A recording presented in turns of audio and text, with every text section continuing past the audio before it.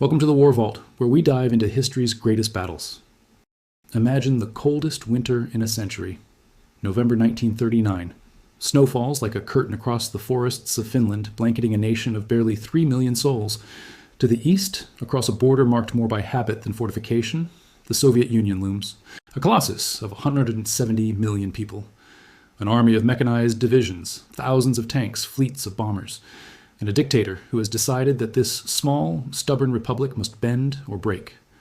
Joseph Stalin believed the war would last 2 weeks. His generals planned victory parades in Helsinki before Christmas.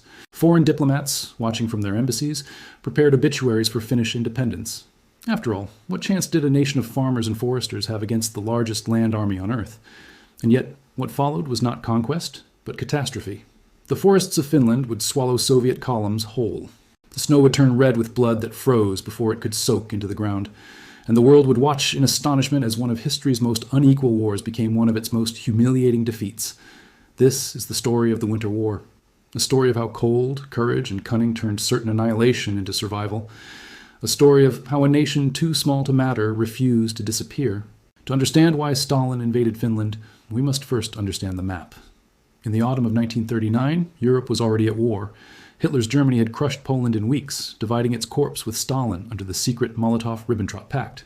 The pact was not simply a non-aggression treaty, it was a division of spheres, a carving of Eastern Europe between two predators. Finland fell within the Soviet sphere. Stalin looked north and saw vulnerability. Leningrad, the Soviet Union's second city and the cradle of the Bolshevik Revolution, sat uncomfortably close to the Finnish border, barely 30 kilometers from hostile territory. If a future enemy, Germany perhaps, used Finland as a staging ground, Leningrad could fall. Stalin's solution was simple. He would demand territorial concessions from Finland, a strip of the Karelian isthmus to push the border away from Leningrad, naval bases along the Gulf of Finland, islands in the Baltic. In exchange, he offered barren wilderness in Soviet Karelia, land twice as large but worthless. To Stalin, it seemed reasonable. To the Finns, it was extortion. Finland had won its independence from Russia only 2 decades earlier, in 1917, amid the chaos of revolution and civil war. That independence had been paid for in blood. The scars were still fresh. To surrender even an inch felt like betraying the dead. Negotiations dragged through October and November. Finland's president, Kyösti Kallio, and its commander-in-chief, Marshal Carl Gustaf Emil Mannerheim, understood the stakes. They knew refusal meant war, but they also knew that yielding to Stalin's demands would only invite further demands. Appeasement, they had learned from watching Czechoslovakia disappear, was not safety. It was slow death. On November 26th, the Soviet Union manufactured its pretext. Shells fell near the Soviet village of Manila, killing Red Army soldiers.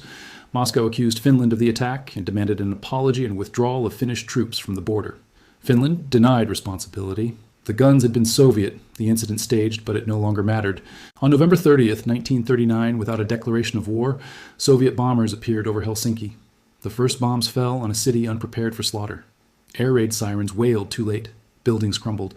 Civilians, caught in markets and trams, died beneath rubble and shrapnel. In the forests along the border, Soviet artillery opened fire. Columns of tanks and infantry poured across the frontier. The invasion had begun, and the world prepared to mourn another nation erased from the map. The imbalance was staggering. The Soviet Union deployed over 450,000 troops in the initial assault, supported by 2,000 tanks and 3,000 aircraft. Finland could muster 180,000 soldiers at the war's outset, fewer than 30 tanks, and barely 100 operational aircraft. Most Finnish troops wore civilian clothes. Their rifles were a patchwork of models scavenged from a dozen conflicts. Some units had only hunting weapons. Soviet commanders, confident and contemptuous, believed they would crush resistance within days. General Kliment Voroshilov assured Stalin that the Red Army would be dining in Helsinki before the new year. Propaganda leaflets dropped over Finnish positions, promised swift liberation from the fascist oppressors who ruled them. The Soviets even created a puppet government, the Finnish Democratic Republic, led by Finnish communist Otto Kuusinen, ready to assume power once the real government fled. But the Finns did not flee, and the forest did not welcome invaders. The Karelian Isthmus, the narrow strip of land connecting Finland to the Soviet Union, became the war's primary front. Here, the Finns had built a defensive line of bunkers, trenches, and obstacles known as the Mannerheim Line, named after their aging but brilliant commander. It was not the Maginot Line. It lacked steel, concrete, and depth. But it had something the French fortifications did not, men willing to die defending it. Soviet tanks rumbled forward in massive columns, expecting to shatter Finnish defenses, as they had Polish ones. Instead, they found forests that swallowed armor whole. roads turned into killing zones. Narrow paths lined with trees funneled Soviet columns into Finnish ambushes. Anti-tank guns, carefully hidden, fired at point-blank range. Molotov cocktails, bottles filled with gasoline, tar, and a rag wick, flew from the hands of Finnish soldiers who materialized from the snow and vanished just as quickly. The Finns named the improvised weapon after Vyacheslav Molotov, Stalin's foreign minister, who had cynically claimed that Soviet bombers were dropping bread baskets to feed starving Finns. If Molotov brings the bread, Finnish soldiers joked grimly, we'll bring the cocktails. The real killing, however, happened in the forests to the north and east. Here, Soviet divisions advanced along narrow forest roads, confident that their overwhelming numbers would carry the day. The Finns, outnumbered but intimately familiar with the terrain, employed a tactic they called mati, the Finnish word for a measure of firewood, a neat stack ready to be chopped. Finnish ski troops, dressed in white camouflage and moving silently through snow-laden trees, encircled Soviet columns. They cut supply lines, severed communications, and turned entire divisions into isolated pockets surrounded by hostile wilderness. Then they waited. The cold did much of the work. Temperatures plunged to minus 40 degrees Celsius. Soviet soldiers, poorly equipped for winter warfare, froze in their trenches. Frostbite claimed fingers, toes, and lives. Engines seized, weapons jammed. Food and ammunition convoys, ambushed on forest roads, never arrived. Surrounded, freezing, and starving, Soviet units became sitting targets. Finnish ski patrols struck at night, ghosting through the trees, firing from the darkness, disappearing before the Soviets could react. They targeted officers first, then supply wagons, then artillery positions. Panic spread faster than bullets. The most famous of these encirclements occurred at Suomussalmi in December 1939. Two Soviet divisions, the 106th Third and the 44th, advanced confidently into the forests of eastern Finland. They outnumbered the Finnish defenders nearly 5-1, but the Finns, under Colonel Hjalmar Silasvuo, refused to meet them head-on. Instead, they cut the road behind the advancing columns, trapping them deep in the forest. For weeks, the Soviets tried to break out. They fired blindly into the trees. They sent tanks crashing through snowdrifts, only to have them bogged down and be destroyed.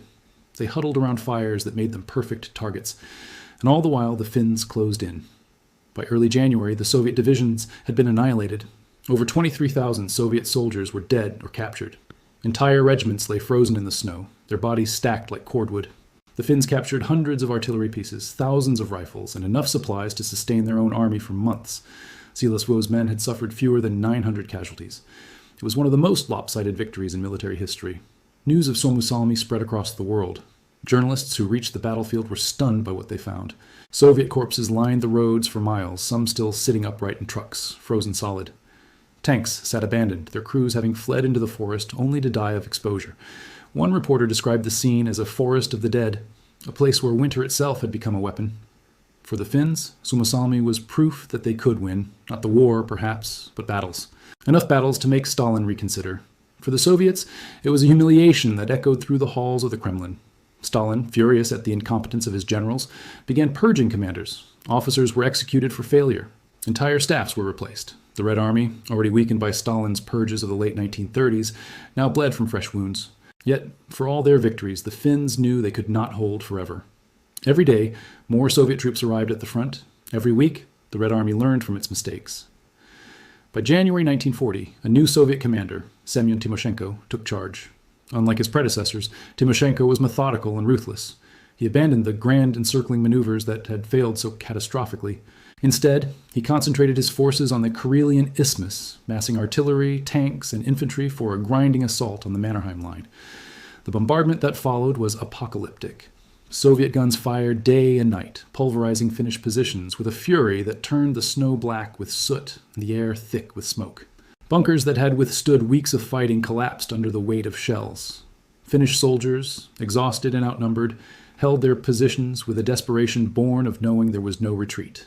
Behind them lay their homes, their families, their nation. To fall back was to invite annihilation. In early February, the Soviets finally broke through. Not in a single dramatic charge, but in a slow, grinding advance that cost thousands of lives on both sides. Finnish defenders fell back, contesting every meter, every forest path, every frozen stream.